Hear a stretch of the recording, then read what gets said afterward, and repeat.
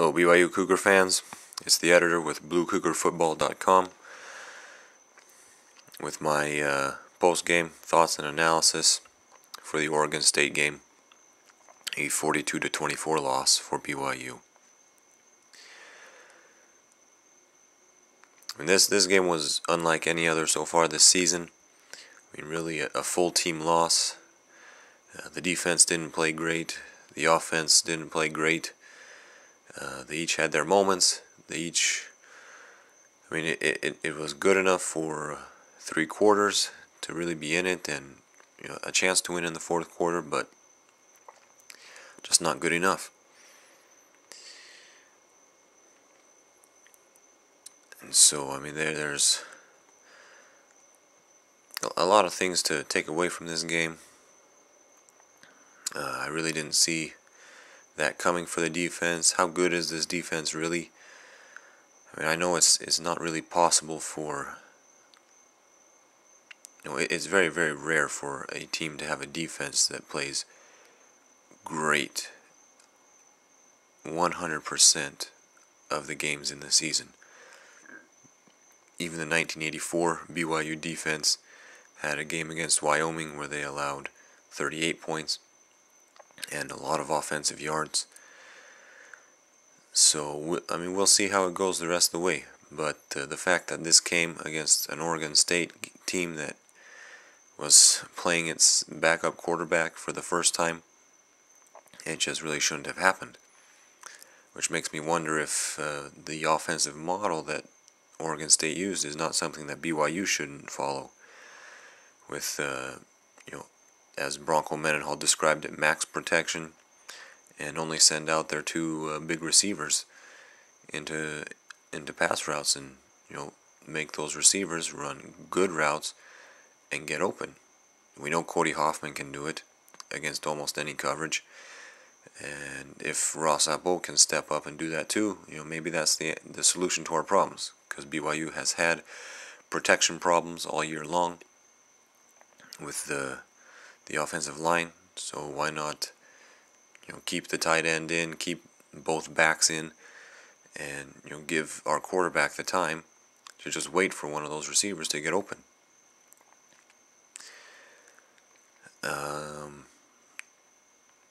One of the big storylines of the game, of course, was Riley Nelson returning at quarterback, and I wasn't surprised that he started pretty well and the offense was moving.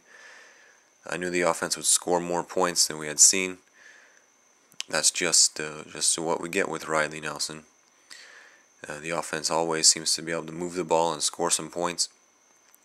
I think he did run too much. The offense was too dependent on the quarterback run. When I say ran too much, the total numbers, but then again, given the situation of the game, he was the only effective runner BYU had for the most part, and that's how we had to move the ball. But he took too many hits, and I think it did have an effect on him late in the game. Whether or not he is quote-unquote injured again and needs to sit out, I don't know exactly. It's probably a possibility, but I think he did, all the hits that he did take, I think that did take a toll on him and reduced his effectiveness in the 4th quarter. If you look on the 5-game observations, it is pointed out that he finished the game 2 of 7, and on the final 5 passes he only completed 2 shovel passes, and he had just as many interceptions. So the return of Riley Nelson, it was good in a sense, but then just because of the way the game went, it probably had just as much negative impact as, not negative, but it canceled out all the good that he did, so to speak. It would have been nice to have Taysom Hill there to come in, and absorb some of those hits theoretically with 4 or 5 plays throughout the game.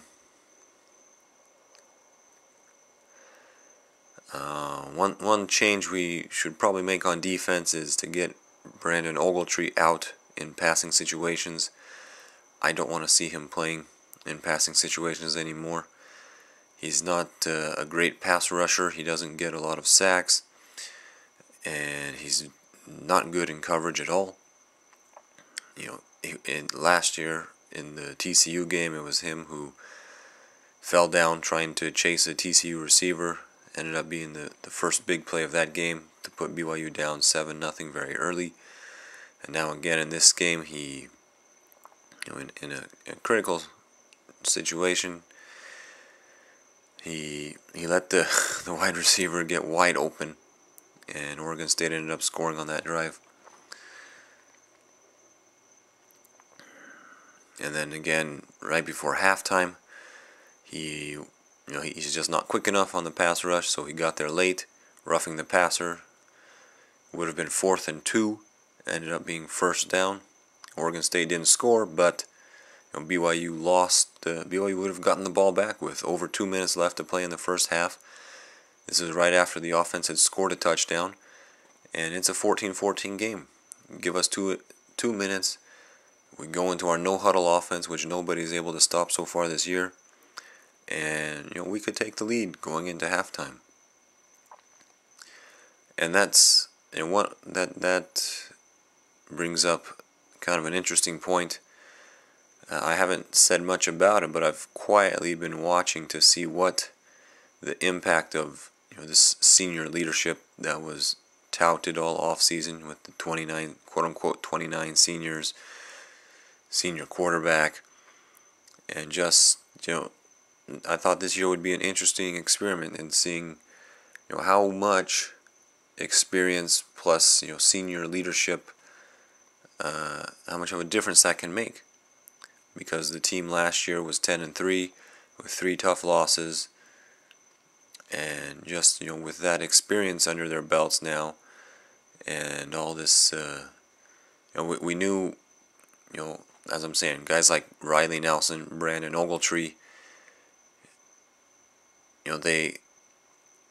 they play with a lot of heart, but they lack something physically from being great and elite players. But how experience does count for something, and so how much would experience help to overcome what they lack physically? And this game, just speaking about this game, that leadership wasn't there, and it actually hurt BYU in the second quarter, which could have been a decisive quarter in this game, because the defense was the BYU defense in the second quarter. Just 32 total yards allowed, 1 yard rushing, and BYU had opportunities to go into the half up maybe 20-14, 21-14, or even 24-14. BYU's down there knocking on the door for a touchdown when Riley Nelson throws that interception. At that point, BYU could have tied the game. Then they do tie the game on the next drive, and then, as mentioned, we had a chance to get the ball back with enough time to go down and score one more time before halftime. But that roughing the passer penalty gave Oregon State a new set of downs. They end up running all but 22 seconds off the clock, and BYU gets the ball back after the punt inside the 20-yard line, and just have to take a knee and go into halftime. So, I mean, if Nelson just throws that ball away, if Ogletree doesn't make the late hit, how much does the second quarter change?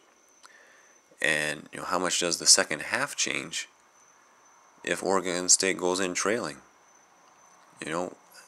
Oregon State, they have great coaching.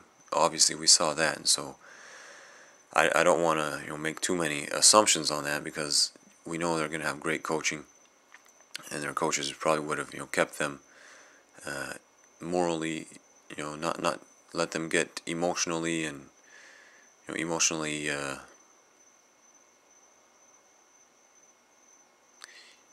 out of the game because they're trailing at halftime. But that could have changed things a lot.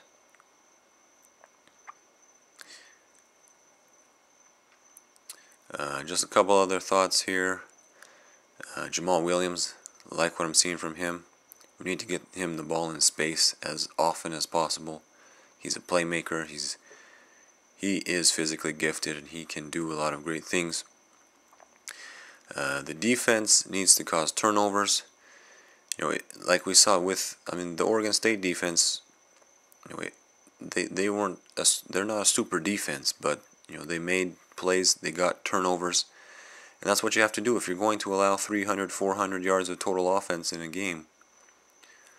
You need to at least come up with some turnovers to help balance that out. That bend but don't break type of mentality.